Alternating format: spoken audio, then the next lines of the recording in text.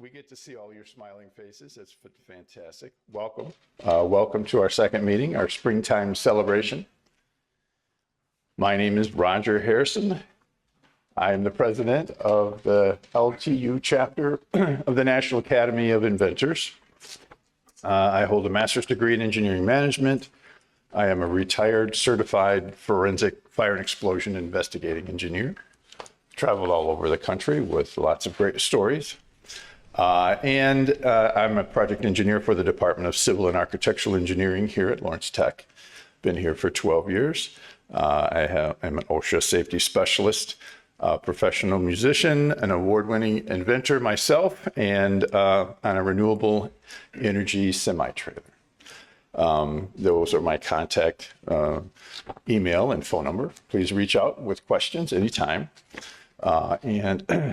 We first want to make a special announcement for questions. Later on, we're going to have a question and answer session with our fireside chat and Dennis Shaver and supporting experts. And when that happens, we're going to ask you if you have a question or two, and then I will be able to survey the questions that are coming in. We've also handed out 3x5 cards, so we can do low tech as well. If you don't have a 3x5, scan the QR code, enter in your question. We'll read those later and go from there. Any questions so far on the QR code and that kind of stuff? I'm sure as things keep moving forward, you'll probably come up more with your questions. I'll come away from this slide, but when we bring our first speaker here just for a second, Jake Ward, we'll slide it back just in case you've missed it. But let me introduce Mr. Jake Ward, our corporate sponsor for the National Academy of Inventors. Jake Ward is a registered patent attorney admitted to practice before the United States Patent and Trademark Office in the state of Michigan and before the United States District Court of the Eastern District of Michigan. Mr. Ward is also a registered Canadian patent agent, non-resident, admitted to practice before the Canadian Intellectual Property Office. Mr. Ward.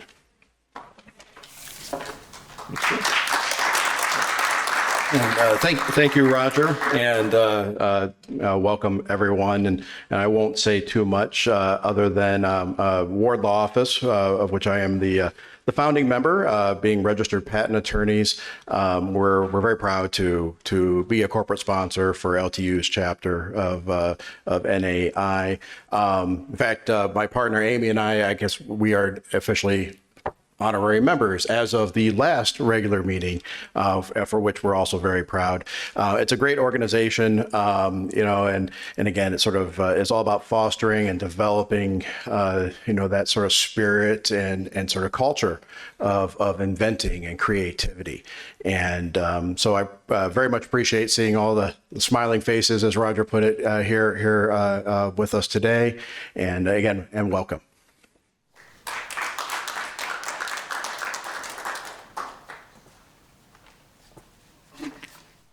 Thank you, Jake. And before we announce Dr. Grace, let's go back to our quick QR code, just in case somebody else missed it. You can scan that in. And our next event here is for the honorary membership. Now, Jake was kind enough to remind everyone they are members, and we are seeking more members. We have forms out front for you to fill out. And the long list of members that we have in the group already, distinguished inventors, and we're all here to help support those that have an interest to be an inventor or perhaps thinking of something. What do I do, right? How do we go about pursuing that? How do I find the support for that, right? I can tell you early on when I did that was a challenge, right? So there's a long list of experienced inventors that have been down that path multiple times, and they're here to help you, right? It's like, how do you protect that? How do you keep somebody from stealing it, right? That's what our attorneys are here for, giving free advice too. Nobody's charged anything, and it's a great learning experience. So take the time, memberships are out there, or reach out to me. I'll send you one, or do an application. You do not have to be an inventor to be a part of the group. Now, our honorary membership for this event will be going to Dr. Nabel Grace, is a Senior Vice President of Research and Economic Development at Lawrence Technological University. He earned a Bachelor of Science in Civil Engineering as the honor graduate from Carroll University, and a Master's of Science and a PhD both in Civil Engineering and both from the University of Windsor. His specialization is structured engineering, highway bridges, and composite materials. He successfully obtained funding for and the founder and director of the Nabel Grace Center for Innovative Materials Research, also known as SIMR. Let me back that up. There we are. At Lawrence Tech, a multi-million-dollar facility dedicated in 2008. SIMR offers students a variety of applied research opportunities and is currently primarily for investigating the use of composite materials in various structural applications, automotive components, and for defense industry. His research has attracted more than $29 million in private, state, and federal contracts, some of which were implemented in the design, construction, instrumentation, and field testing for the first carbon fiber reinforced polymer, CFRP, pre-stressed concrete highway bridge in United States history. 20 similarly constructed bridges have been deployed across the eastern United States, with 6 of them being continuously monitored for performance by Dr. Grace's research team until 2026. He and his research team developed and issued the first design guidelines for CFRP pre-stressed concrete bridges for the Michigan Department of Transportation. He has been awarded 4 U.S. patents in innovative bridge design, armor components, and for advanced composite materials such as ductile hybrid fabric, and has published over 150 papers for conferences and national and international journals. It's a lot of writing. Before being named Senior Vice President for Research and Economic Development, he served as Dean of the LTU's College of Engineering from 2010 to 2024, and chaired what is now the Department of Civil and Architectural Engineering from 2001 until 2010. He is registered as a professional engineer in the state of Michigan. I introduce Dr. Nabel Grace.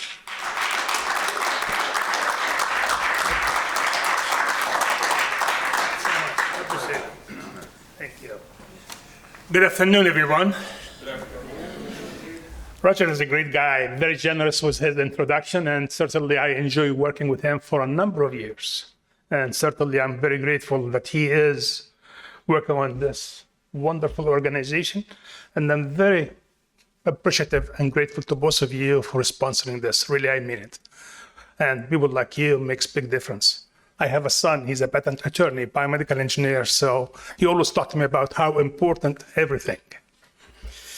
When I speak to my students, I always tell them, you need to protect your own intellectual property. It's very important. And some people may see me around holding a little booklet in my hand. And simply because everywhere I go, if I find an idea here, I know if I'm not going to write it down, by the end of the night, I forget. So I would encourage everyone, whenever you have an idea, write it down. I'm going to tell you just a little story. A few years ago, before I finished my PhD, my professor called me. I was in the lab with my overall and working under a beam, putting some sensors. He said, hey, young man, come here. Somebody would like to meet you. So a CEO of a big consulting firm, 700 engineers, he came to him and he said, I need to hire a young man, smart, that can solve problems. That's all what he said. So he said to him, there's a young man sitting there in the lab working in his project, on his project. Let's call him. He has only 1 year left on his PhD. So to make the story short, he hired me. And my professor said, you can finish your PhD while you are working for this guy. 700 engineers, and I was the youngest one. Anyway, a company came over to that company and they said, we have a huge machine, big machine in Texas. And that machine is sitting on big foundation, huge one, as big as this room. And this machine is vibrating. The entire building is vibrating, the pipes is vibrating, and that machine is pushing gas all the way from Texas all the way to Canada. So he said, would you like to take a look at it? I said, sure, I'll be happy to. So I went over there to Texas. I took some measurements, vibration measurements. And then I went back and they said, can I see the drawings? Yes. So they gave me the drawings. And after about a day and a half, I did whatever I have to do. I said, this machine is vibrating on a torsional rather than vertical, horizontal, and so on. And the entire structure is very well designed. But the natural frequency for this system is exactly matching what the machine is doing. So you have a continuous resonance. And to fix it, you have to have casings about 8 foot in diameter, 8 feet. 4 casings and beams. And I came up with a very nice sketches. He looked at me and he said, you know how much this will cost? I said, about $500,000. That was a few years ago. And he said, your fee as an engineer is only 10%, right? I said, yeah, it's $50,000. It's not my fee, it's for the company. And he said, let me make a deal with your boss. He said to my boss, if it works, I'll pay you. If it doesn't work, I'm not going to pay you. So my boss called me and he said, Nabil, are you sure it's going to work? Wow, my job is on the line here. And they said, let me make a deal with you, sir. If it works, you pay me double. If it doesn't work, I will take a mortgage on my house. I didn't have a house at that time. I just have an apartment. I was a graduate student at that time. So he did what I have asked him to do. We had a company, a contractor. We went in and it worked. It worked for about maybe a month, working on big casings, huge casings. You know what I mean by casings? It's a piles that goes way down to the bedrock, 8 feet in diameter, 4 of them, and then heavy beams to hold this foundation and change the torsional vibration frequency from what the machine is doing. After a few months, he said, come over, we're going to fire up the machine. It was quiet. Very quiet, no vibration, no resonance. And I said, you have to pay me double. And he actually paid. And he came to my ears, very close to my ears, and he said, did you file a patent for this? I said, what patent? I didn't know anything about patents. I was a graduate student. So he said, you should have filed a patent before you talked to me about this. They said, from that point on, I start thinking about filing a patent for whatever idea. So when I come up with a new bridge system, when I come up with any structure, I put it down on a piece of paper, put it on my notes. And as a result, when I work with the Department of Defense, I work very closely with someone that we file a patent for armored structures that can be used on tanks. When I work with FHWA, I file a patent for new bridge system, a bridge system that actually deployed about 2 miles away from here. What I'm trying to tell you here as our students, you're a smart young man. And you always have great ideas. And these people like here, sitting here, they are great attorney that they can help you. So no matter what, whenever you have a good idea, write it down, have a small booklet next to your desk for ideas. With this, I'd like to thank all of you for giving me the opportunity to share with you what I have been working on for a number of years. Thanks so much for being here. Thanks so much, Roger. I appreciate it.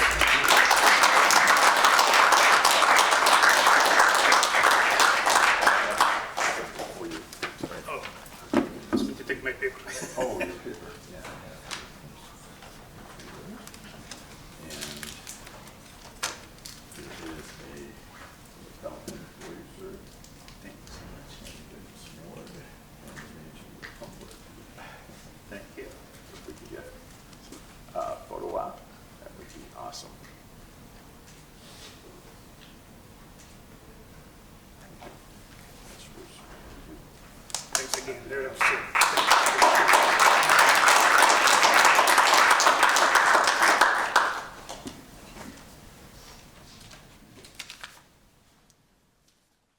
And it is truly an honor to make Dr. Grace an honorary member too. As you can see, he is at the top of his game and happy to help provide all kinds of support and advice to all of our members at any time when we have those moments that are available. Very grateful. Thank you, Dr. Grace.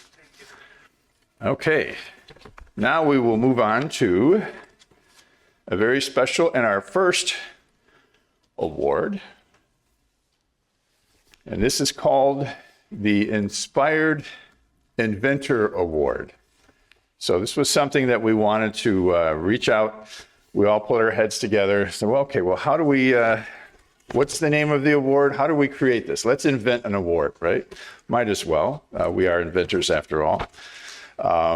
And so I started thinking, well, what is that moment that you have that idea?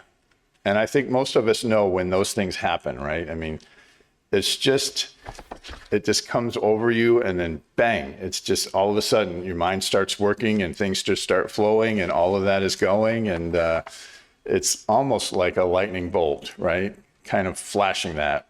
So I thought, well, let's see if we can create an image with a brainstorm and a lightning bolt. And I thought that works well symbolically to represent our inspired inventor. And so we moved forward with our graphics and our design, and we knew exactly who would fit the first award from seeing all of these posts on LinkedIn and all of the hard work and everything that she's done and all of the feedback that I've been getting from everyone on how hard that she works. And so let me first introducing Barbara Lyons, a visionary innovator. Today, we have the honor of welcoming an extraordinary entrepreneur and problem solver. Barbara Lyons, with a distinguished 32-year career span at Ford and 8 years at Progressive Auto Insurance. Barbara has built a legacy of leadership, resilience, and customer-focused solutions. Her entrepreneurial journey was born from personal experience.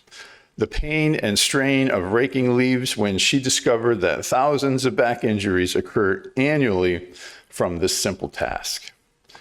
She saw more than just a problem. She saw an opportunity for change. Fueled by determination, Barbara set out to redefine yard work with a game-changing innovation. Enter the Leafinator ergonomic rake, a breakthrough design that eliminates strain, maximizes efficiency, and makes outdoor maintenance effortless for all. And when you get a chance, I'm sure she'll be happy to demonstrate, or did you bring it? Is it up on the, oh, okay. Well, we could actually have somebody that would be willing to bring it down for us. Barbara would be willing to demonstrate it. That would be awesome. And so please join me in welcoming Barbara Lyons. Yeah. You're welcome. Hello, everyone. First, I would like to thank God because He's the one and the reason why I'm here, because a few years back, I had to go through heart surgery. And so I wasn't even sure if I would be here today. So I'm very thankful for that. And this journey has been a challenge, but it is truly an honor to stand before you as an official member of the National Academy of Inventors. Thank you. This recognition means the world to me, and it represents not just my journey, but the incredible support system that believe in my vision. And I'm very grateful. So my journey began with a personal struggle with pain and strain of yard work. And when I realized that there were a lot of people facing the same problem as me, that we really needed a real solution to eliminate the pain and strain. And my goal was simple: create a single device with multiple functions that eliminates bending or excessive bending, thereby reducing the pain and strain and discomfort, and also which saves valuable time and effort.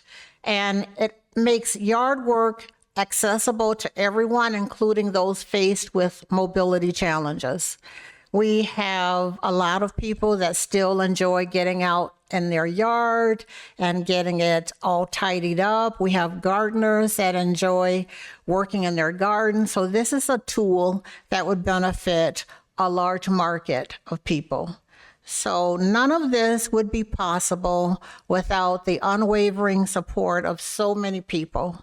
So I would like to thank a lot of people for the opportunity, starting with Dan Radowski for giving me an opportunity through the Centropolis Accelerator cohort and his continued support and belief in my vision. I would also like to thank Dennis Shaver for his leadership and guidance throughout the program, which has helped shape my journey. And I would like to thank Ward Law for providing me with the legal services to ensure my IP is protected. And a special thanks to Roger Harrison for nominating me for this award. Thank you very much. So because of your support, I can say that we're thrilled to announce that the Leafinator ergonomic rake is on track to launch this year by fall. And thank you. And we invite you to join our community by visiting our website, leafinator.com, and signing up to reserve your very own Leafinator to be the first to receive yours off of our first production run. And we appreciate that if you join us. And thank you again for this incredible honor. The best is yet to come. Thank you. Well,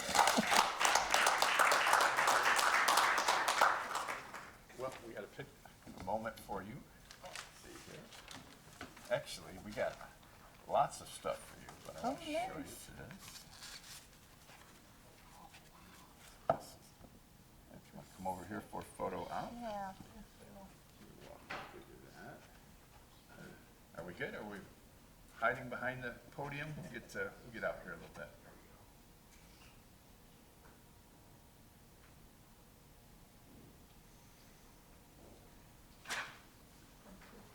Oh, congratulations. Thank you so much. Then we have a lapel pin for you Thank you. and also your certificate Thank you. and a tumbler. So awesome. Thank you. And then did you want to do a quick demo for us? Absolutely. Okay. Okay. This is our prototype through Centropolis Accelerator. It's a really simple device with 3 features. It rakes, grabs, and picks up. It's operated by just this pull sleeve, and you're pushing it up and down. And as you're raking, you can also kind of just sweep it up and grab it. So we're making just a few additional iterations, and it should come out with the capability that's easy to use and easy functionality.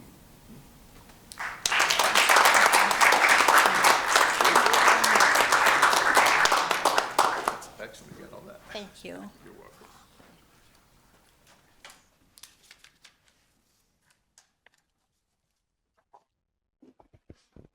Yeah, what a terrific idea and patent. I love that. And it's so good to hear of all the progress and the success that you're making. Congratulations.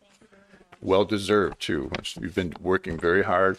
And I think as inventors, we should all know that sometimes the inventing part can be the easiest part, right? Because it all flows out really quick and easy. And then after you've invented something, now the legwork and all of the background work and all of the foundation that you have to lay for your company and all of the support and how do I protect it? How do I keep people from stealing it? How do I, all of these questions come up and you want to have those right people in place, right? To support that and to protect you, patent attorneys, recommended patent attorneys. There's lots of people out there.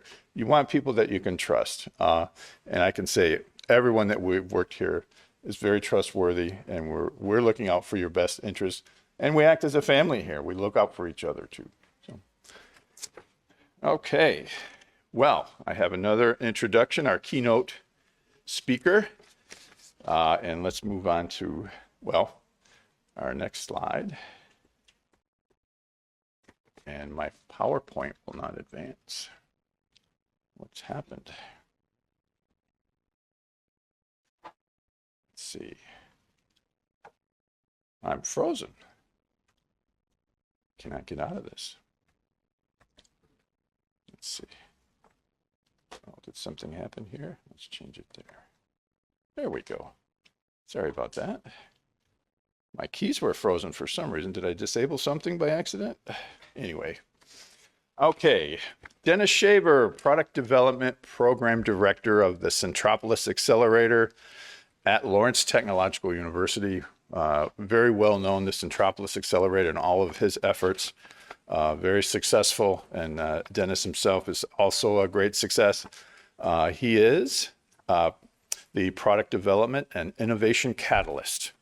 Dennis Shaver is an accomplished product development director and entrepreneurship catalyst, empowering early stage and growth stage businesses to effectively vet and let's go back to our other slide there. To effectively vet, validate, and navigate getting the product market fit and commercial viability. As the Director of Product Development at the Centropolis Accelerator at Lawrence Technological University, Dennis provides mentorship to early and growth stage businesses, steering them towards achieving product market fit and successful commercialization. With over 30 years in pivotal leadership roles at General Motors, Truck and Bus Group, the Clorox Corporation, and PepsiCo, Frito-Lay, Dennis leverages his vast expertise in product development. He co-founded several thriving early-stage ventures specializing in design for manufacturability, prototyping, and integrating diverse manufacturing processes to innovate innovative products. A two-time Amazon best-selling author on innovation and entrepreneurship, Dennis empowers initiatives that transform industry challenges into innovative product market fit opportunities for early-stage commercial success. His passion for cultivating an entrepreneurial growth mindset is also evidenced by his completion in 6 marathons and twice pacing the Leadville CO 100 miler, continually inspiring others to exceed their perceived limits. I give you Dennis Shaver. Sure. Thank you very much.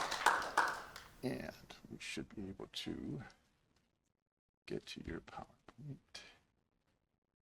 right there. Thank you. You're welcome. Slideshow. And start. Well, first of all, thanks for being here, everybody. I really appreciate the opportunity to be here with you. What an honor. It truly is. It's amazing when I look back and think when I had dark hair like you, most of you, and what it was like when I would hear other people speak and think, I want to do more of this or do more of that. And I wish I could get more involved in this and that. Here's your opportunity. Today is the first day of the rest of your life. And like I say, it's such an honor to be sitting here with you. And I hope I can see you in 30, 40, 50 years and see what you've cultivated in your life as well and followed your dreams. So again, I'm from the Centropolis Accelerator, and we're here on campus in building number 18. If you all know where that's at. If you need a map, I think someone here, Daniel, can you get a map for him? I appreciate it. So let me go to the next one here. So Centropolis Accelerator, we enhance supply chain resiliency and drive economic growth in Michigan by providing hard tech startups. Hard tech is physical products. Small and medium-sized manufacturers with tailored product development services and funding solutions. So that's what we focus on. Let me just share with you that I'm taking about 12 weeks of information, about 120 hours of information, and I squished it down into about 12 minutes. So my goal is to have the least amount of words and also make it exciting for you and enlightening. And I'll kind of go through it kind of fast, but the good thing about this is we layered it with a fireside chat after this so you can dig in more and ask more questions about detail that you're curious about. So be sure to write some questions down as well. So in-house services, again, we have a QR code here as well. We focus on helping people with physical product development, getting from design, prototyping, value engineering, intellectual property through our friends at Ward Law, and also testing material, go-to-market strategy, a lot of mentoring of cohorts, as Barb mentioned earlier. There's a lot of mentoring support we provide above and beyond the training with a one-on-one. It's like, Dennis, I'm stuck in the muck. What do I do? And it's like, I'm scared, I'm fearful. It's like, okay, let's get past that. Come on, we will help you here, because we have the crow's feet to show that we've been out there doing this stuff. And maybe we've fallen a couple of times. We don't want you to fall on it as well. So we want to be able to help you through it. So you're welcome. So the first thing we're going to talk about, and there's 5 key words today that I'm going to share with you. 5 key words. If you can remember anything, it's these 5 key words. And whoever is faculty here, make sure if your students are doing some assignment that they answer this question right. And that is search for product market fit. Okay? And when I say search for product market fit, I'm going to add one other thing, one other keyword, and that is the problem, not the solution. We focus on the problem. And I'll talk more about that in just a second here. So product market fit. What is product market fit? Product market fit is that you've made a product that people actually want. Okay? And you also can make a profit by delivering this product to people at scale for it to grow and evolve. And most importantly, you can find and keep people, you retain people, and grow a sustainable business as well. I'm going to show you a couple of examples of some of the clients that we've worked with here. This is just a high level here. This is an eagle's view, so to speak. This lady here, Gina Adams, came to us several years ago, and this was around COVID timeframe, so they were trying to find a way to get from hospitals to get people to local facilities closer to the rural areas. And what she's got is a portable parallel bar here, so you can close it up, collapse it, and then transfer it anywhere. So what she did is she said it cost about $10,000 to manufacture this. Can you help me get the cost down? Because no one wants to pay that much for portable parallel bars.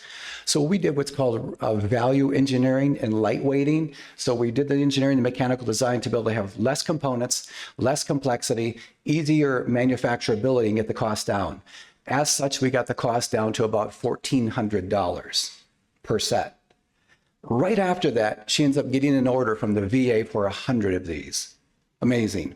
That opened the door to what's possible. Otherwise, she would have never been able to get to the marketplace.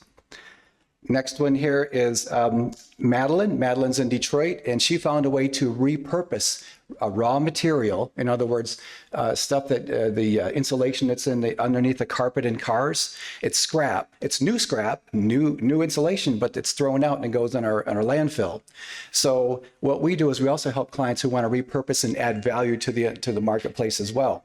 So we helped her by financing and funding and mentoring support to actually convert this raw scrap material into usable material for insulation. And now she's rocking with this new opportunity. Barbara Lyons, I'm sure you've heard of her as well. You already shared her story. This is another great one as well. Bill Schoenfeld. He actually, this was an LTU project as well. We worked with students in one semester, because what was going on here is that he created through us this shelter for humanitarian needs. Okay, you can put this shelter together with no screws, no nuts, no bolts, no washers, no fasteners. Actually, a 4th grader could put this together. So they can take it with a helicopter, go to a humanitarian site, drop it off, and they can put it together, the shelter. So we went to the Lawrence Tech University class and said, okay, students, we have one semester. We want to find more ways to create more value with more creative ways to create more unique products in this type of a system here. So the students came up with 27 different ways to create a new type of product using this strategy here. Anything from a he shed to a she shed to a tool shed to a fish cleaning shed to a horse barn. There was all kinds of really cool concepts. So what it did is it opened the doors for him as well to expand his market. Another one here is Brandon Martin. And Brandon was actually played football. He was a quarterback, and apparently he witnessed somebody who was running and actually ran into somebody else with their head down and broke his neck and died several years later. And that's an issue.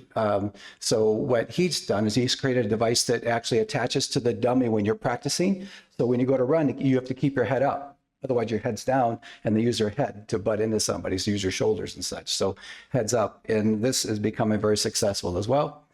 And so with that said, how do they get to product market fit? And today I'm just going to share 3 key foundations. There's so much more to this. Like I said, the 12-week course, but I'm just going to focus on 3 key areas. And that is customer and market discovery, understanding your customer, understanding the market. And it isn't everybody. Usually people say, oh, everybody would want this, millions of people. No, what is your target market? Also, your competitive landscape analysis. What type of competition is out there as well? And then, of course, IP research.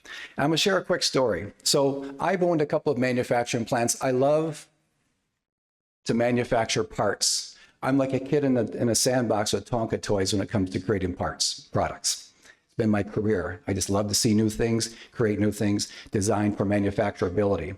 Well, this gentleman came to my office and he was all excited.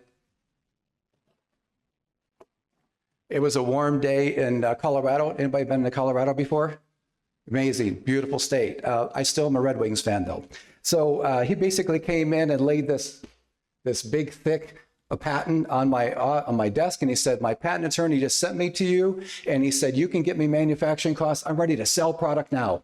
Great, great, have a seat. And he says, oh, by the way, I've got some bad news. I just went through a divorce. I spent $10,000 on this patent. And I have about another $1,000, and I have 2 young kids as well, mouths to feed. And so things are tight. And I said, so what do you want to do again? He says, I want you to manufacture these products for me. So have you ever been in a situation where you sat down with somebody and you're like, how do I tell them the bad news, but still not make it look like it's bad news, right? And help them. So that's what I did. I'm looking at it thinking, okay, the first thing as a manufacturer, we look at the illustrations and see what the sketch looks like and what kind of a product is this? It was a portable snow shovel. So I look at it, I'm thinking, holy smokes, this is going to be $300,000 just to make the tooling to make this product. And he's ready to get going. He's got about $2,000 in his pocket, okay? And I don't like to take things from people. I'd rather help them achieve success and guide them. And I'm thinking, because I've always just made products before I made them, and you figure out how to get to market. Now I'm thinking differently. I like to help people navigate that. So bottom line is that he was so excited about his $1 million idea, he blew his money, and basically his market research was, hey, Dennis, it's not at Home Depot and Lowe's and Ace Hardware. It's a winner. There's millions of people going to want this. And also he just basically said he's ready to sell. He had no evidence of product market fit. Here's the next one. This was amazing. This happened during COVID. This gentleman, Zara, came to us and he basically said, hey, I realize there's a lot of home workout frustrations. People just can't seem to figure out good equipment, portable equipment to work out at home. That was the problem he saw. So what he did is he went out, he did customer and market discovery. He pivoted, pivot meaning you change features based on what feedback you get from the market so that it fits their needs, their problems versus what I think you need. And then also he iterated and tested it, and he got evidence of product market fit, and that led to,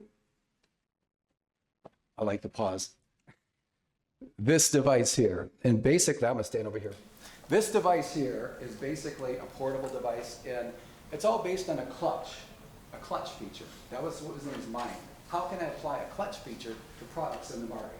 Where's the lowest hanging fruit, the easiest point of entry for me to make a product that would fit a lot of people's needs? So what he did is he created this clutch. So this basically goes from 2 pounds, about 2 pounds, to 200 pounds. So would someone like to come on and try this out? 200 pounds? Probably not.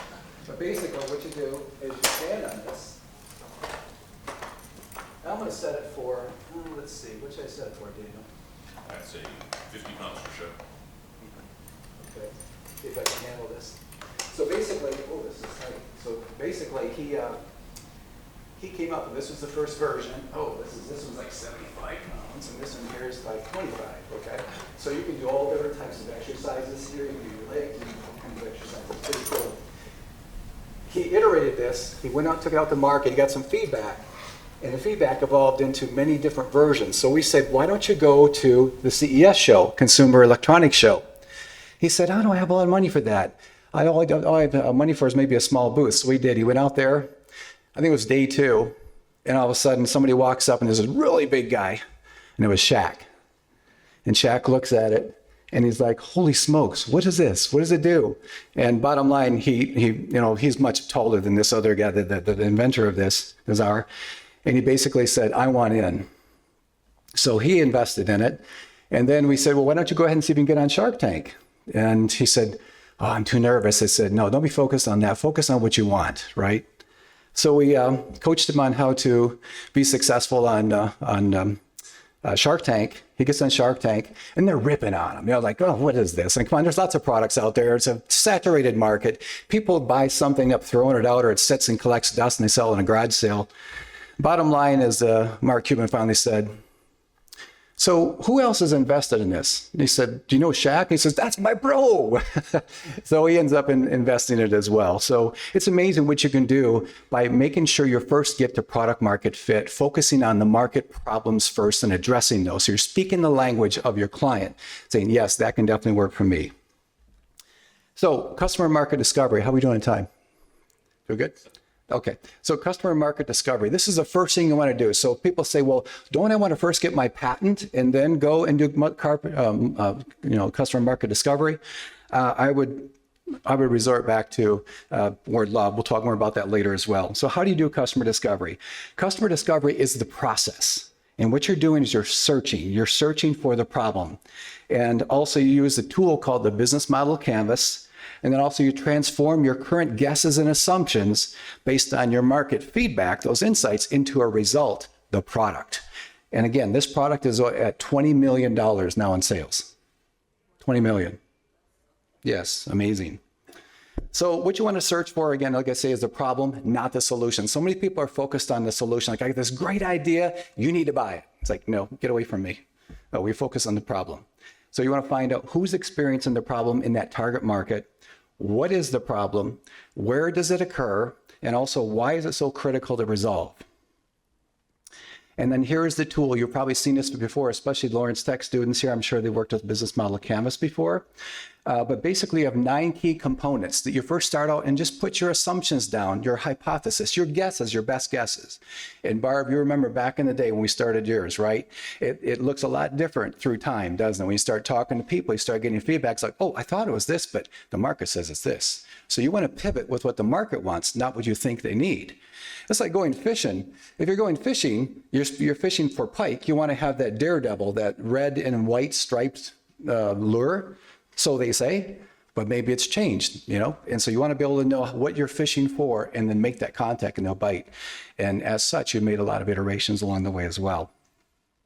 Customer discovery interviews. Again, you're searching for the market, the problems, the pains, the gaps, and the opportunities. And you want to do lots of interviews as well, at least 100+ interviews. You want to do the 70-30 rule. You listen 70% of the time and talk about 30%. I hear they say that, your creator gave you 2 ears and 1 mouth for a reason. This is a place you want to use it. You want to gather insights, and also this is the founders that do this. Don't outsource this. You might say, I'm too busy. How can you get the real insights if you're not out there yourself talking with people and see their eyelids just open and go, oh my gosh, that would be great, versus doing a survey, right? And so many people come and say, let's just do a survey. You also want to validate your business model canvas with the insights you get based on feasibility, desirability, and viability. In other words, can the product be built with available resources? Is the product wanted by customers?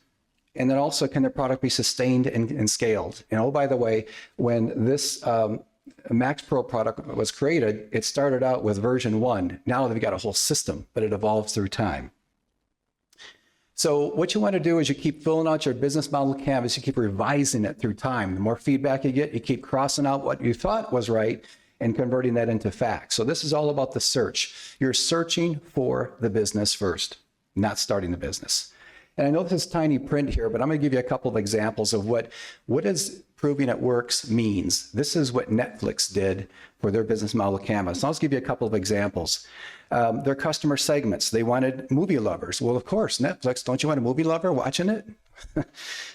Customer relationships, top-notch customer service, live chat, so, staying in contact. The value proposition, ad-free content. Boy, we appreciate that, don't we? Key activities, hiring software and tech experts, key partners, you can go through the list here. Cost structure, constant rights purchases and the revenue streams, monthly subscription fees. So this, after a lot of customer discovery interviews, this is how they got it to repeatability and scalability to grow the business.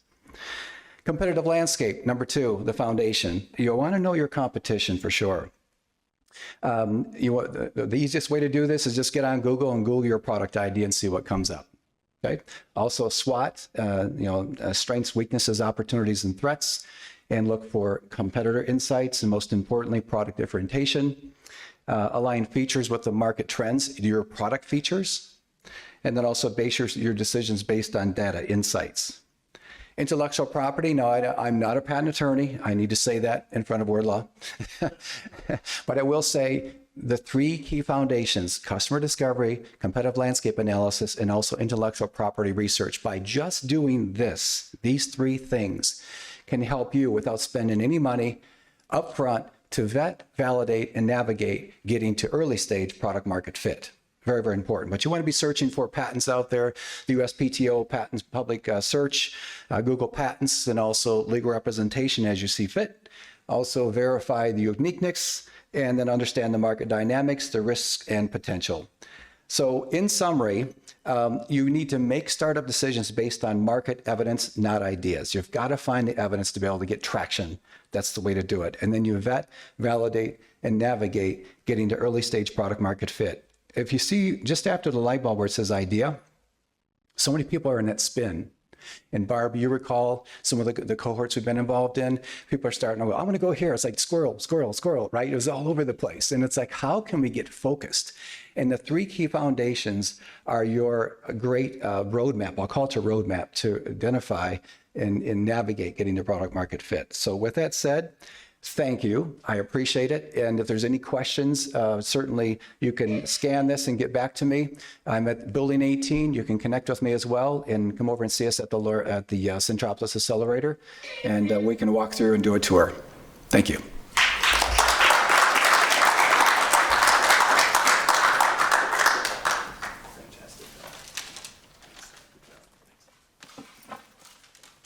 Fantastic. Thank you, Dennis. Appreciate that. We learned a lot for sure. And at this moment, we are going to go to or transition into our fireside chat. But just give me 1 second here before we raise our curtain. And I want to go back just for a quick scan of this code. If you have a question for our panel or our fireside chat experts, I don't know, can you scan that okay, or would you like me to promote that on the, let's do that. Is that better? So if you capture that, then you can enter in your question. I will then go into that as we move forward and go into this panel that's going to come up.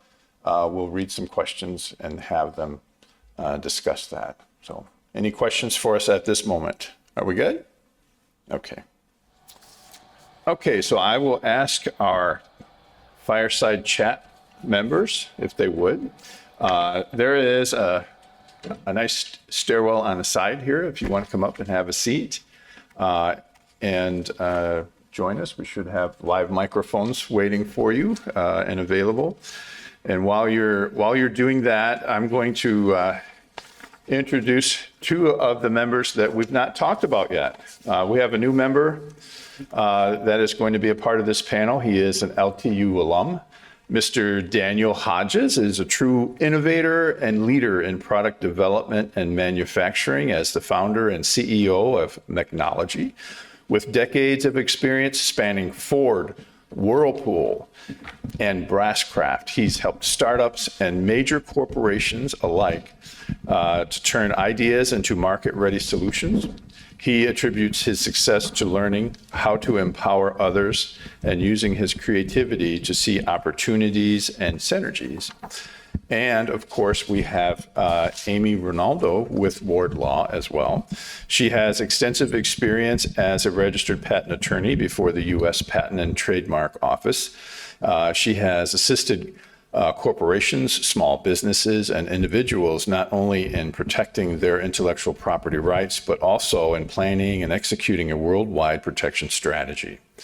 This has enabled her clients to effectively leverage their intellectual property portfolios, including patents, trademarks, copyrights, and trade secrets in acquiring additional funding or acquisition. So on that note, we have our panel ready. Hopefully your microphones are live. And let's see, do we want to go with our first question, or does somebody want to start off? Dennis, would you like to finish a little bit from the keynote? Or? Oh, you're picking on me. Yes, I like to pick on you. Okay, so first of all, this is a fireside chat. So the good thing about this is that there's questions that are asked of us, and then we actually address those. And if you have more questions, be sure to write them down or something so they can get to us. But it's fun and exciting, and we get to dig into more detail about each person that Roger introduced.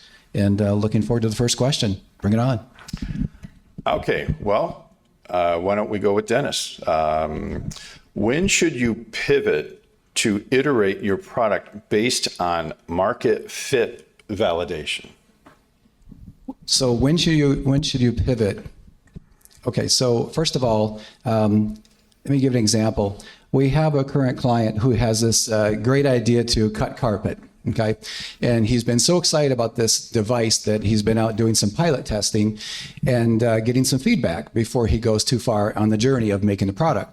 So he goes and interviews with this one guy, and the guy tries it out, and he said, it's good for carpet, but you ever thought about like the membranes on roofs, like those big roofs, this rubber membranes? It would be so easy for you to stand behind this device and just push it along like this, and be a lot easier than cutting carpet, because carpet has a lot of glue down. But this would be easy because it's a membrane. And he thought, and he's like, holy smokes, this is amazing. Absolutely, this is really, really cool. So a pivot could be that, where you actually went out to have a product specifically for a market, and it would take a lot to be able to refine it to address the issues for that market, because there's glued down carpet and it's hard to push it with that. But a rubber membrane would be so easy. So the pivot was for him to adjust his design so that it would accommodate to be able to cut membrane on roofs. Excellent. All right, Daniel Hodges. And Pete, please feel free if you want to add to that intro, Daniel. But the first question I have for you is, how has the customer discovery process worked for you at Mechnology? Oh, that's a great question. So I'm going to start off with the key seminal sentence for any engineer in the room. Trust me, I'm an engineer. That doesn't work. Customer discovery really taught me how I can actually create a product of value that someone needs, someone wants. For Mechnology's journey, we were inspired by the Flint water crisis. And by 2030, we will not have enough water for our normal global usage. And so the issues are larger than just one solution. So we came up with a way to actually desalinate seawater. And it was loved globally. American Society of Mechanical Engineers, World Health Organization, Siemens, Engineering for Change patented the idea. Did customer discovery and learned that I couldn't sell it. Did not know why I could not sell it until going through the customer discovery details. Basically, a startup isn't trusted with a large amount of water supply for an entire city. You'd never know that being an inventor. You would never understand the nuances of how to apply water unless you get out there and talk to the people who are using it. So our technology actually leads into one of Dennis's points about pivoting. We pivoted through the learnings of our customer discovery into wastewater, and further refined that into brewers and distillers, creating a way for them to sell their waste. rather than just discard it. So it protects the environment, it protects water supplies, and it provides value for them and for the folks who are reusing their what's called distillers dried grains and fertilizer options. So, and we also save them money on their water usage because we take their water, we purify it so they can use it to wash down their tanks. So that's the power of customer discovery and how it's really affected our journey. The tech still exists at its core, but now we found the focus. And just to sort of piggyback off the pivoting concept, I'd like to maybe, give a little bit of insight into how not to pivot. It doesn't happen always in our practice, but occasionally we will have an engineer or an inventor who is working on a particular project in which we are helping them to patent the invention, come to us and say, well, you found this in the patent research, or the patent office has said XYZ. Should I be changing my product? The answer is no. Your patent does not drive the product. The product drives the patent. And what drives the product? It's the market research. It's the customer discovery. It's knowing what your customers need. Right? And so it's just, you don't ever want to pivot simply because, the patent office said something. It's all about the customer. I'll add one more small point to that, if I may. Absolutely. Customer discovery, the other thing we learned is that the founder really has to do it, because you're learning about insights from the market and you are empowered to ask the derivative questions. If I pay someone to go out and say, hey, here's my hypothesis, my best guess, go find out if it's valuable. They're going to tell you yes or no, it's not. What do you do if it's not? Well, you've just lost an opportunity to find out what is, because they're not going to say, oh, well, you can't use it for this. Tell me about your problems. Maybe I can learn a little bit more and we can redirect, because they're not really empowered to do that. They're not focused on that. That's not their job. That's why it has to be the founders. And so I can't tell you how many founders I've helped to understand that key bit of learning. As a matter of fact, engineers in general are really hard. That's a really hard learning for us, because our job is to create an answer, not to create a problem, which is what you're doing with customer discovery. You're really creating the problem.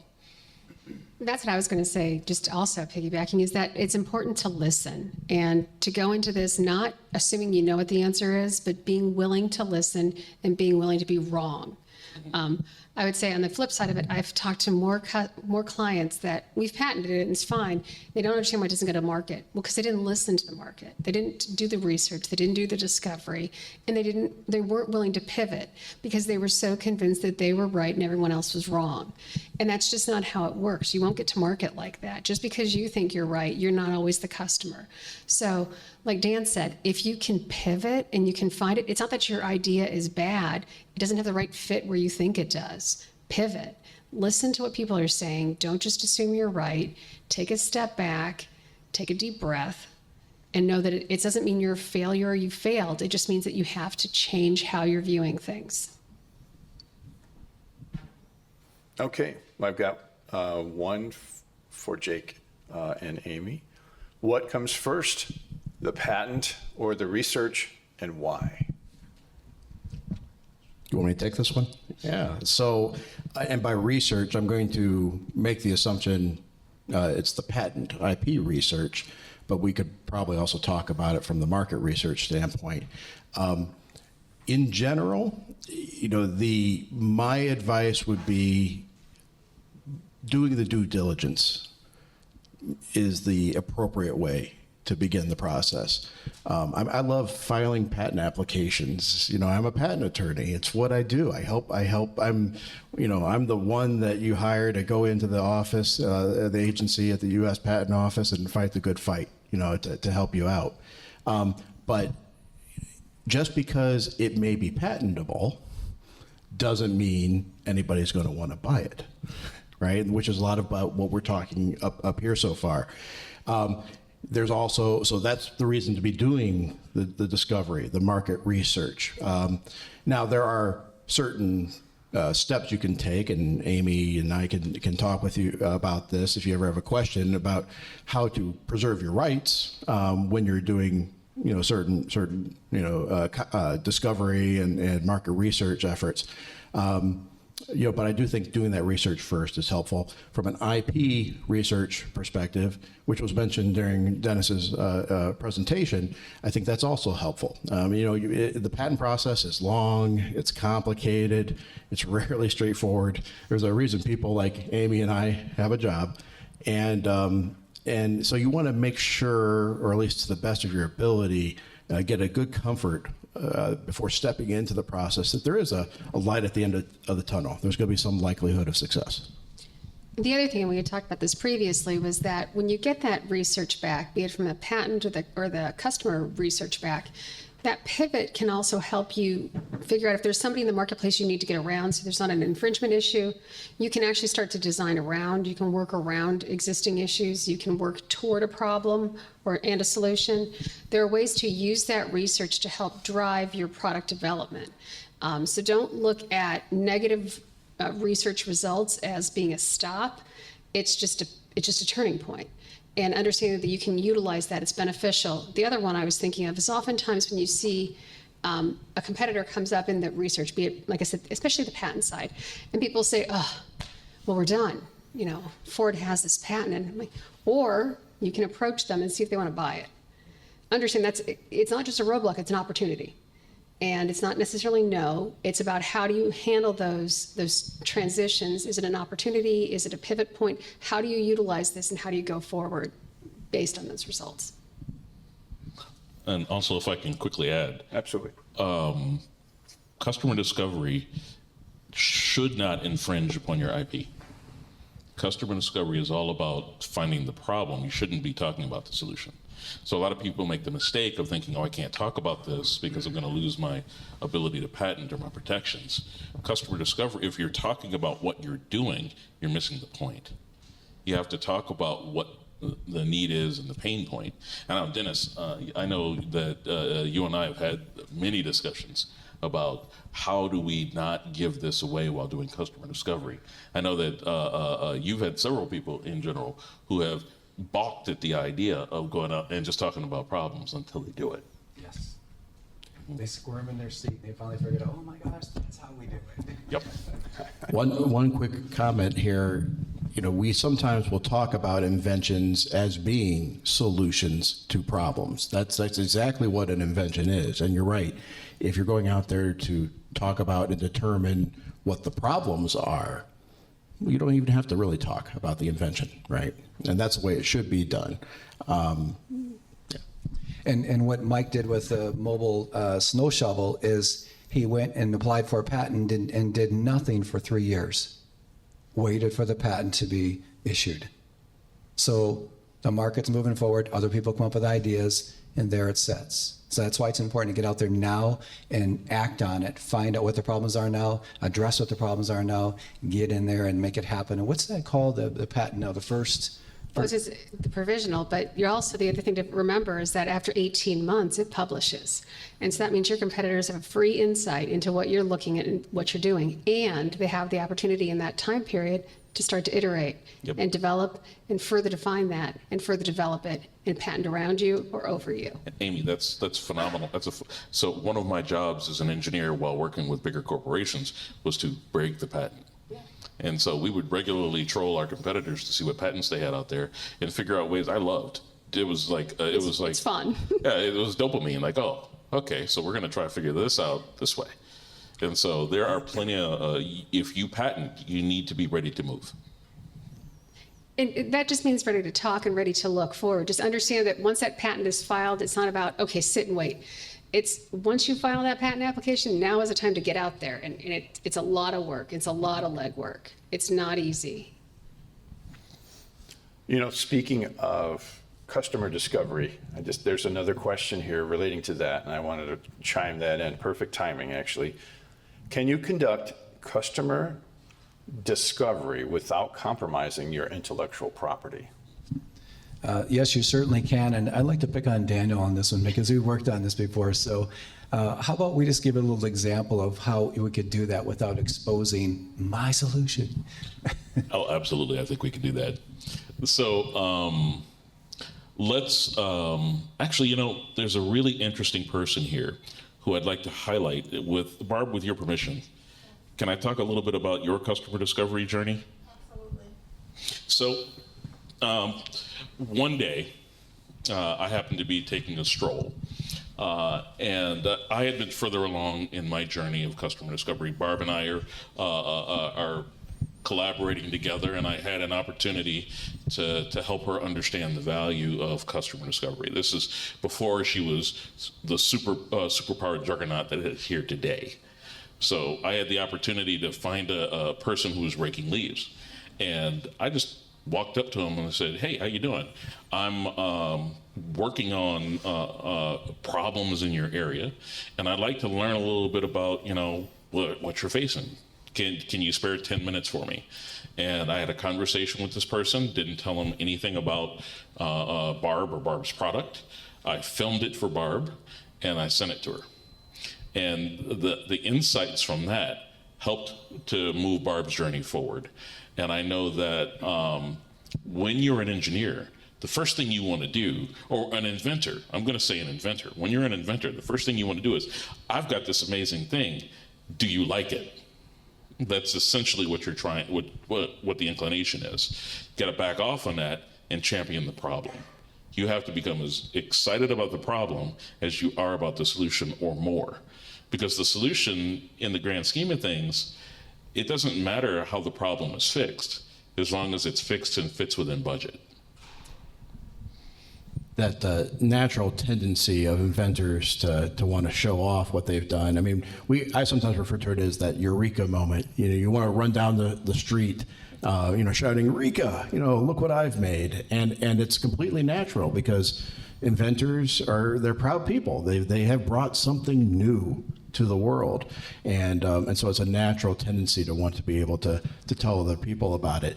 Now, we as attorneys, I sometimes think we maybe do a little bit too good of a job in putting the scare into people about avoiding, we refer to it as the public disclosure, getting in your invention, that solution out there too early. But there are ways of addressing it. You can either be judicious in what you share, or if you're very concerned about it. Amy had mentioned the provisional patent application. Provisional means temporary. So this is usually where many entrepreneurs, inventors start their process because it's a way of informally lodging your invention with the patent office. And if you heard the term patent pending, that's what that means, is there's been a filing, usually of a provisional application, which then gives the inventor that comfort of being able to go out there and maybe talk a little bit more freely about the invention. Usually that's also good for investors too, right, Jake? Investors love to see patent pending. Shark Tank was one of the first things the sharks ask, right? Yep. Yeah. Yep. I can't tell you how many times folks have asked me, "Is this patented?" And having gone through folks like Jake and Amy and Ward and it's funny because it's like you ask Michael Jordan, "Can you make that shot?" I'm like, "I think we can make that shot." So talking to having the confidence behind you working with folks like Jake and Amy give you that swagger. And so I think they're really folks like these are really a great service. They provide you with what you can say, how you can say it, how you can interact with the market to give you the ultimate confidence you need. So because during customer discovery, those are very organic conversations. And so you're going to want to have some confidence and know where the boundaries are. I like something particularly that you said when you were talking about negative answers are just as good. They really are, because I always think of them as like if you've ever been on a mountain road and you see the little fence on the side, that's what the negative answers are. They keep you from falling off the edge of that road, and so they help keep you going forward. One additional comment, sorry, sure, Roger, is that you were talking about the problem. The biggest thing that people often want to do is they create the solution and they don't want to look at what the problem is. If you have to tell your customers that they have a problem, you have a problem. Because your first step in education is telling them, hey, you have this problem that I fixed, but you didn't know you had this problem. Here's the problem. It's a big problem, and you need to address this big problem that you didn't know you had. It's a lot of education. Again, good timing with this one. How long is the typical process of patenting an idea? It's a long time. Now, I've written on this topic though too, and I do think it should be more efficient. Than the patent office is clearly trying to work on it. On the flip side, it shouldn't be easy to obtain a patent either. Patents, they're property. And if all you had to do was pay a fee and get a rubber stamp, well, then anybody would be able to secure a patent, and it would drive the value of all patents down. It's that scarcity principle, right? And, but I would say, to put a number to the answer, typically it takes about 3 years on average to secure a typical utility patent, which is what most people think of as patents. There are other flavors of patents like design patents that are out there, and depending on how you file a design patent application, design patents generally will grant, about a year and a half, sometimes within a couple months if you do it right. So to add to that, and again, I'm not a patent attorney, so here I am, I've got this great idea, did my customer discovery, I did 100 and some, oh my gosh, I got a scalable and repeatable business model, I'm ready to go. And so I go to you, Ward Law, and I want to be able to get out to the market as soon as possible. So I don't wait for 3 years though, right? So can you kind of explain what that means? Like, how can you get immediate support, patents, some legal support in that situation? The right answer, Amy, correct, is that you become patent pending immediately upon filing. And that's what that term means when you see it on products and late night TV. That tells the public that you have taken those steps to preserve that right, that you are in the process. That is what pending means. You're in the process of securing the patent, and that is what frees you up to start all of that important market activity. And it's not waiting that 3 years to get the patent in hand. You actually can start all that market activity immediately upon having filed under the patent pending status. So then at that point, so here's, I've applied for maybe a provisional patent. I have 12 months to work things out. It gives me some time to go and test the market, to your point as well. So at that point, I believe I can put patent pending as well when you're doing customer discovery. So here I've got my customer discovery. Now I'm going to make a prototype and go out and say, okay, Jerry, hey, you and I talked about a month ago, and you gave me some great insights in the problems that you're facing out in the marketplace. And by the way, I actually put together what I'll call like an MVP, just to test something out. I'd love to sit down with you and just get your feedback on it. It's patent pending. You can share it, right? And now you're starting to meet with potential early market adopters. And unlike Mike with the snow shovel, he waited 3 years. But here, it's like, you just move right through it. Right? Well, sorry, but the one thing to think about, it's not a one and done thing. This is not, I file a patent application, I wait till Jake and Amy tell me it's through and I'm done. Many companies have multiple patents, and it can be you develop. So we file the first one. This is my idea number one. As Barbara knows, you make changes. There's iterations. Is it enough? Well, you talk to your patent attorney and say, hey, is this close enough to what I need? Oh, we've made this change. Is it enough to justify a new application? Let's talk about it. We have a conversation. We discuss the pros and cons. Is it far enough along? We have some clients where on the provisional stage, great example, we had somebody, she calls and she said, I've made changes. I'm about to go public with the next changes. Said, let's just quickly file something. We'll put it together, file it. That way you have protection. You don't have to worry about that, whether or not it's overcome enough, that it's different enough to justify a new filing. Let's not worry about it. Let's just deal with it. But you can continuously have what we've called patent families. And they're all related to one another. They're all slightly different deviations or derivations of one another that come along depending as products progress. Because as you all know, it's not this is the first Apple computer was not when it came to market, that was like version 20. There's a reason. Product development takes time. It takes failures and fixes and corrections and modifications and diligence and starting over and all of those things. Those are things that you should be talking with your patent attorney. It shouldn't be, I only call my patent attorney when I've told them that what needs to happen. It should be a conversation that occurs periodically so we know what's going on. Because at the end of the day, patents are business tools. And it's just one of your business tools, but not, it's not, that's not all, that's how you have to look at it. How is this helping you to achieve an end goal? Excellent. This is an excellent question from a very different perspective. I love it. Should you look for opportunities to license or design an idea if you don't plan to develop a business? Well, I'll say yes, and then with that three-letter word, I'm going to hand it over to Word Law. I agree.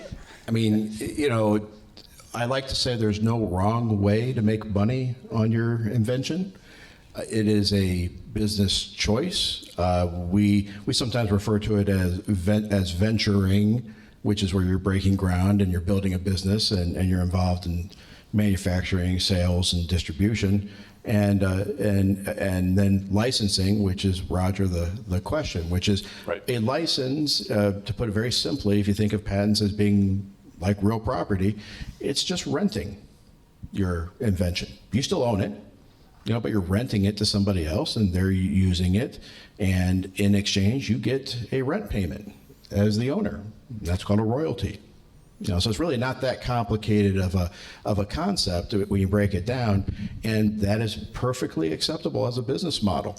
I will also say, and this is a little bit, you know, taking that pivoting language a little bit further, it is oftentimes helpful to maybe venture, maybe have a production run, you know, so that when you go talk to your prospective licensee, you not only have a piece of paper that says it's protected, but you also have proof of concept.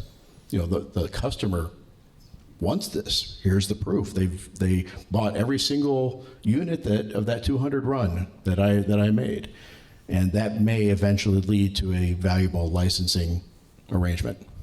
Yeah, if you look at Lon Johnson's story, that's what he did with Super Soaker. I was also going to say, again, with the patents, we've talked about patents used primarily as a base for a business model. And that's fine. And that is certainly a really standard use of patents. But patents can be used for a lot of different things. One example can be creating a barrier to entry for competitors. So this might not be the best patent in the world. This might not be the best way to do something. But you know what? If I get this patent issued, it's going to make all of my competitors have it much harder to get to market. That's beneficial. It's called a defensive patent.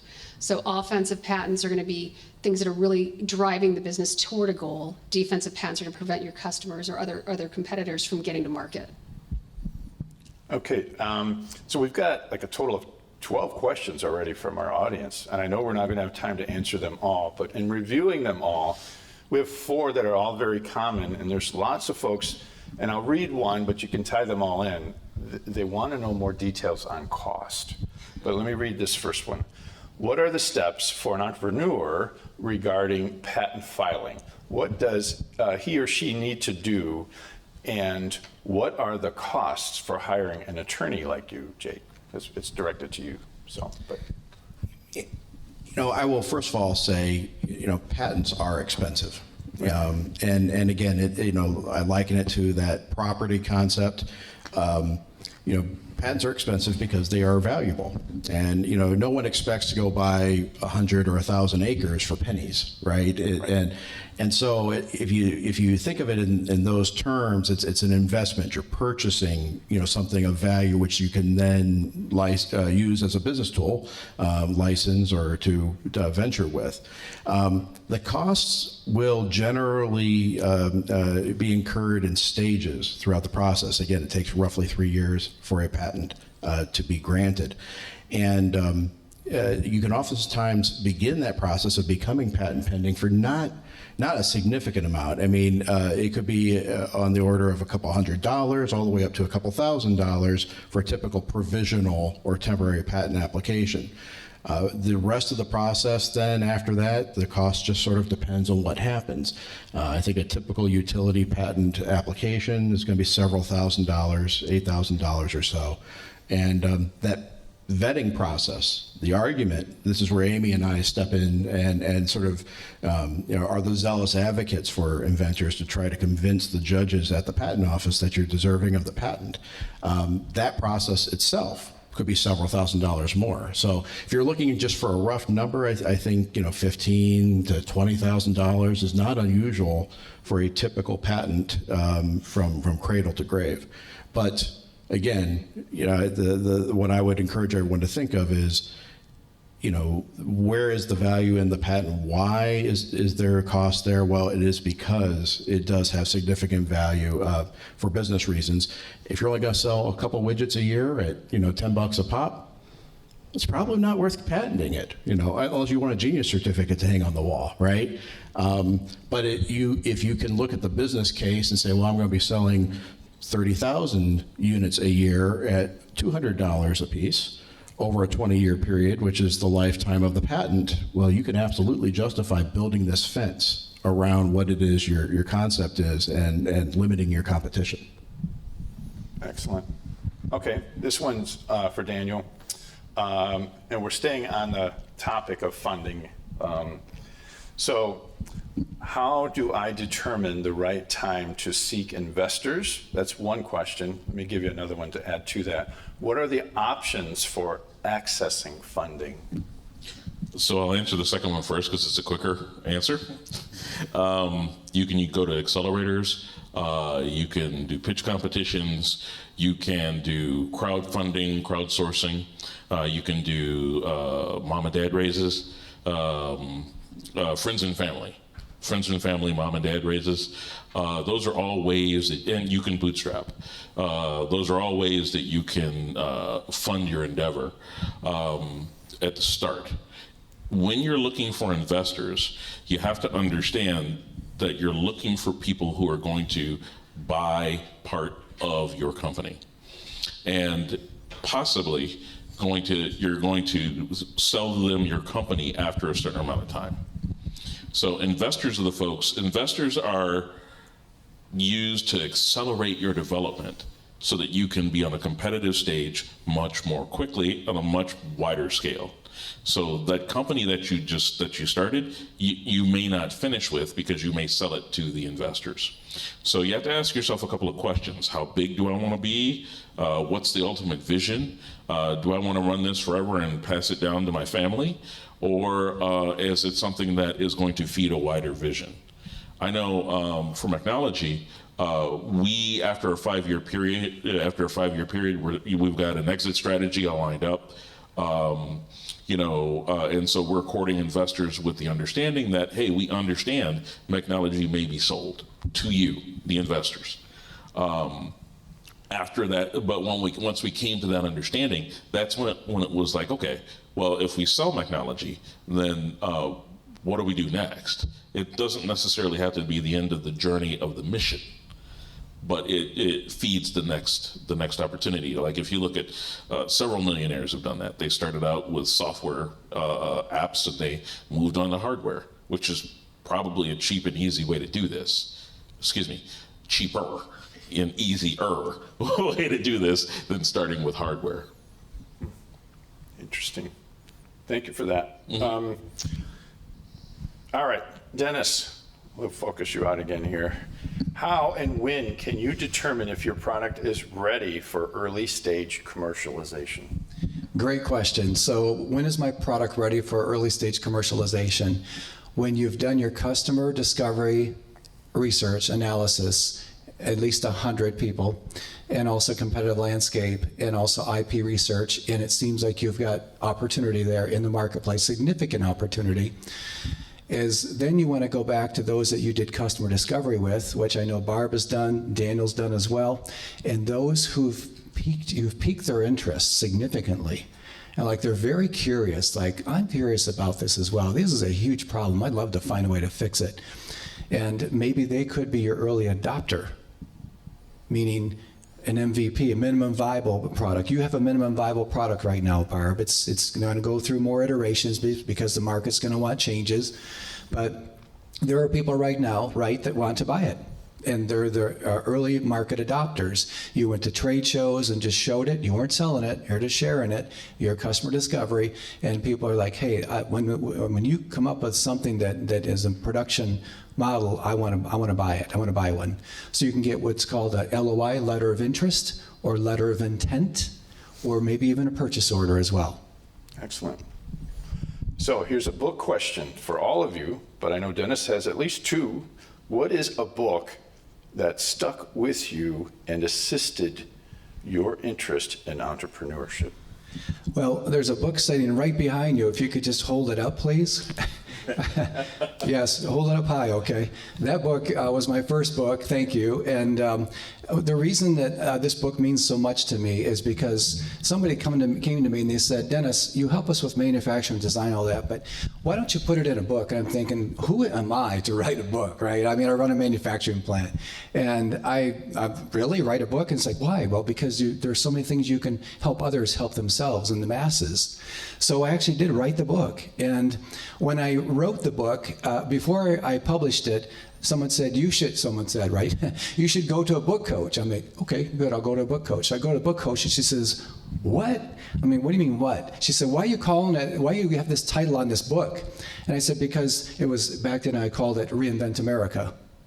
And she said, why would you call it that? And I said, because it's going to help people innovate and reinvent America. She said, well, that makes sense. But the problem in the market, people are searching for addressing their problem. They're not going to say reinvent America.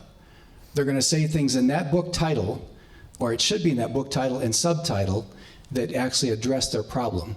So what we did is we looked online. This is $1 million coaching lesson for you. When you write a book, you don't write the book first. You write the title and then the subtitle. And that should be able to have search words of at least 45,000 people searching for one or more of those words a month. And when my book was published, it actually went to a bestseller, international bestseller, in 3 weeks. And it blew my mind, like, holy smokes, this is amazing. And then I ended up going on stage with Kevin Harrington, and he said, I love the message in this book because it's in the title. And you get it right away. And secondly, he said, you wouldn't believe all the people we interview on Shark Tank behind the scenes that you don't see. Now, we bring a couple of them in for drama so you can laugh at them, but there's so many people that just don't understand what it takes to get the product market fit and how to vet, validate, and navigate that process. So I captured that and put that in the book, and it's been such a joy and pleasure and to be able to put it together, and I just wanted to share that. So yeah, and if you want to write a book, do it, definitely, but first, the title, then the subtitle, and then the chapters. And when you write a book, you first write it down, then you get it right. Don't try to get it right first. Just write it down. Who was talking about brainstorming earlier? You were talking about brainstorming earlier and just putting your ideas down. For sure, capture those. Absolutely. Now, this is for all four of you. Are you ready? What is your favorite success story that you're able to share?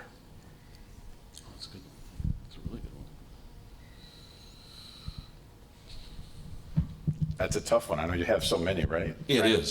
Pick the right one. It is. If I think about my favorite success story, I think about Lon Johnson.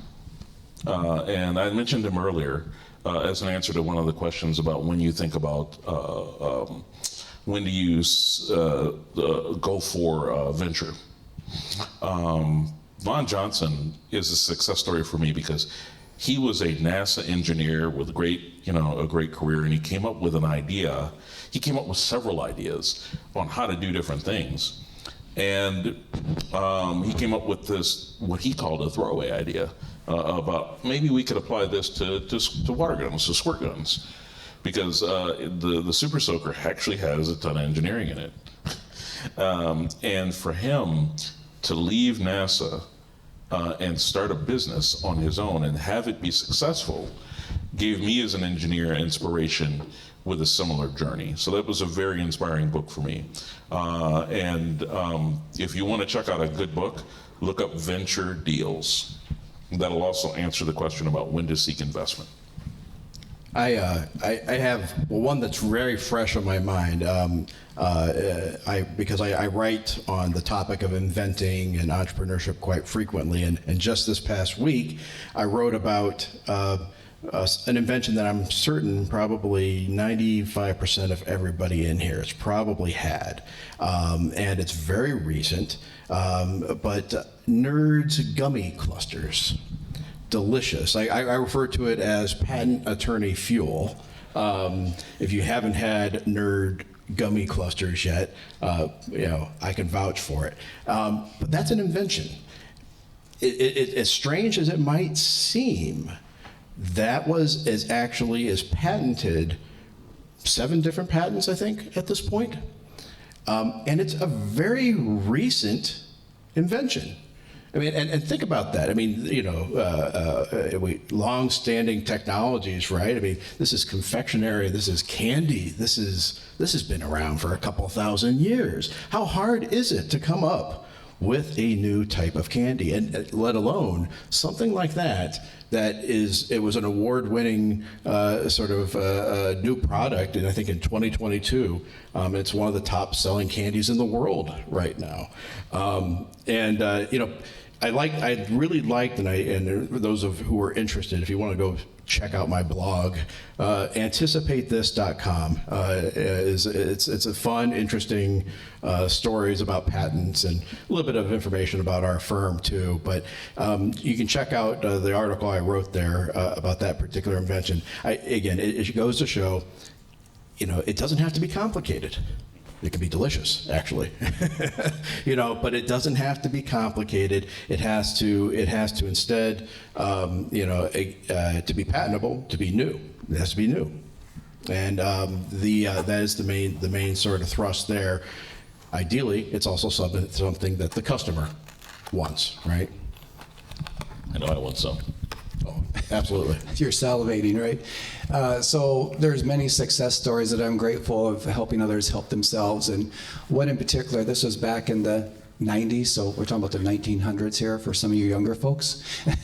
And I was actually just had our 3D printing company. We were doing engineering 3D printing. And there's a guy that came to us and he said, Dennis, he says, I love pets and I want to make a product for pets. Anybody here have pets? Dogs? Couple, okay. And they love to play, right? And they love peanut butter.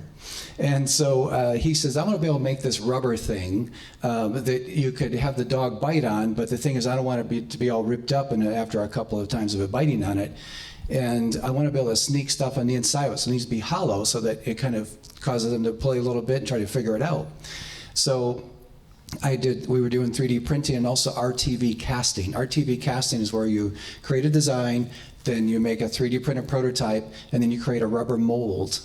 And then you pull the top off, take the prototype out, now you have an open cavity, and you backfill it with soft material. And so he's like, I gotta find a way to make this. Does your 3D printer machines make soft materials? And back in the day, they didn't, okay? I said, well, we'll find a way. Versus saying no, I would say, we'll find a way, right? And sure enough, we actually made that cast part, and it was red. And that's the color it is now. It's the Kong. Okay, you know what the Kong is, right? The squishy thing that you put peanut butter in and treats. And it was so cool to see how excited this guy was. And now to look back and see somebody, there's products on the shelves and people loving this Kong product that, play with their dogs and such. And I love to see that. It's like legacy building opportunity.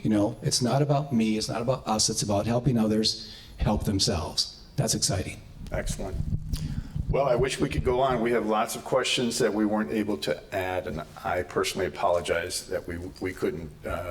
If your question didn't get read, I'm sorry. Maybe we'll roll it over to our next presentation. Typically, we're going to be doing spring and fall time events and meetings like this, and we're looking for additional members. Our current membership's up to about 25 now, but we have some fantastic members. Dr. Grace, we thank you for your honorary membership. In November, we had President Soap, who's also an honorary member, and then Jake Ward and Amy Ronaldo, and of course, all of these fine folks on the stage, right? So I wanted to personally thank all of them, and we do still have these 2 gifts for those of you that moved for us. We appreciate that. We're going to let Dennis pass them both out, but before we do that, let's thank Jake Ward, Amy Ronaldo, and the Ward Law Team for their sponsorship and everything that they've done. We really appreciate everything for us. Again, Ross Sanders, Director in Industry Partnerships and Entrepreneurship for Lawrence Technological University. Ross, we appreciate all of your fine and hard work. Diana Jerome, the Director of Membership and Community Engagement at the National Academy of Inventors. Dr. Grace, Senior Vice President and Research Economic Development. He's also very supportive of this group. Fantastic, and we thank you so much, Dr. Grace, for all of your support. Mark Brookie, Associate Vice President of Economic Development. Mark is in the back. We appreciate all that you do for us, Mark. Barbara Lyons, our inspired inventor, and University President, Dr. Tariq Soap. And then Daniel Hodges, CEO of Mechnology, his debut, but we're definitely going to have him back. I thought it was fantastic. We learned a lot from Daniel. And thank you for coming. So this concludes everything. If you have any questions, come on down. We do have some final photo ops for everybody if you want to gather, Dr. Grace, and if we could, if you don't mind. And then everyone else, help yourself to leftovers of pizza. Take some home with you if you'd like. My wife is out there helping, so maybe we can box something out for you if there's anything left. So I do have one more thing to add. So the color red and green showed up. So the red shirt here and the green sweater here, we have a gift for you for coming up to the top 6 rows. red and green. Okay. Yep, the red shirt there in the middle. Yep.